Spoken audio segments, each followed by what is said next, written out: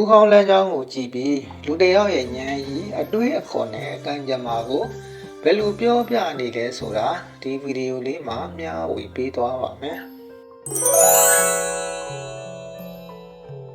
ပထမအချက်အနေနဲ့ဦးခေါင်းလမ်းကြောင်းဟာစနေဂျိုကုံအောက်တက်မှာအဆုံးသတ်နေမယ်ဆိုရင်ဒီလိုပုံကိုယ်တွေဟာနှိုင်းနေတွေးခေါ်မှုတဲ့ပင်ကိုယ်စွမ်းရည်ပေါ်မှာပဲရိုက်တည်သူများဖြစ်တတ်ပါတယ်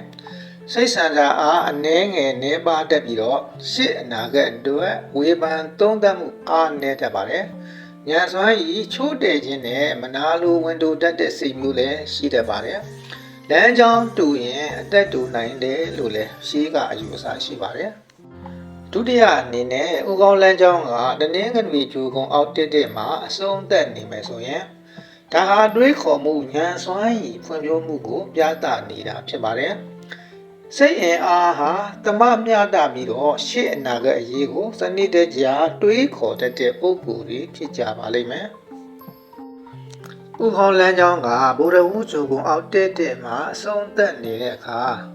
ဒီပုံကိုယ်တွေဟာစိတ်ဆန္ဒအားအလွန်ကောင်းပြီးတော့ရင့်ကျက်တဲ့အတွေးခေါ်ရှိသူတွေဖြစ်ပါတယ်။ရှေ့အနာဂတ်အချိန်ပိုင်းတွေအတွက်ကိုပါကောင်းစွာဝေဖန်သုံးသပ်ဆုံးဖြတ်နိုင်စွမ်းရှိသူတွေဖြစ်ပါတယ်။ဦးခေါင်းလမ်းကြောင်းကလဝါးပြင်ကိုတစ်ဖက်ကနေတစ်ဖက်သို့ဖြတ်နေပြီးတော့တာမန်နှလုံးလမ်းကြောင်းမျိုးနဲ့တွဲဖက်နေမယ်ဆိုရင်ဒီလိုပုဂ္ဂိုလ်တွေဟာဉာဏ်စွမ်းရည်နဲ့အတိတရားကမေတ္တာဂရုဏာနဲ့အခြေရထက်အားကြီးနေတတ်ပါတယ်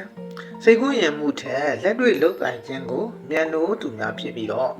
ငွေကြေးမမောခြင်းနှမျောတွန့်တူခြင်းသဘောတွေလည်းရှိနိုင်ပါတယ်သူတို့ဟာပြဿနာရဲ့မှန်သမျှကိုဝေဖန်သုံးသပ်ပြီးမှအဆုံးဖြတ်တတ်တဲ့ဇယိုက်ရှိပါတယ်။ဥဟောလမ်းကြောင်းကတနင်္လာဂျိုကုံဘက်ကိုစင်ကြီးလျှောဆင်းနေမယ်ဆိုရင်ဒီပုဂ္ဂိုလ်တွေဟာစိတ်ကူးရင်ထဲမှာမျောနေတတ်သူတွေဖြစ်ပါတယ်။လေထဲတိုက်အိမ်ဆောက်တယ်လို့မဖြစ်နိုင်တဲ့အရာတွေကိုတွေးတောတတ်ပါတယ်။လောကီပညာမှာအယူသီးတတ်တဲ့စတဲ့ဇယိုက်တွေလည်းရှိတတ်ပါတယ်။စိတ်ကူးဉာဏ်ကျွယ်ဝတဲ့အမှုပညာရှင်တွေမှာလည်းဒီလမ်းကြောင်းကိုတွေ့ရတတ်ပါတယ်